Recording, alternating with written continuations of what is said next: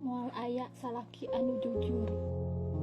Urang mah sebagai pamajikan moal apal lamun salaki urang dicarekan ku dudunganana. Urang mah moal nyaho lamun salaki urang desok dihina di luar.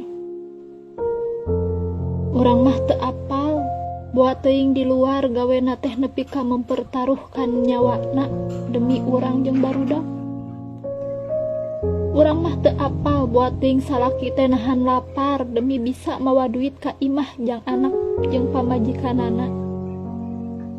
Jadi samemeh urang cemberut uring-uringan ka salaki, itung heula geus sabaraha juta kesang anu diperes tina awakna samemeh urang ngeluh ka salaki. Samemeh urang amek-amekan ka salaki, tingali socana. Buat teuing eta teh socana mineng ceurik demi ningali urang bahagia.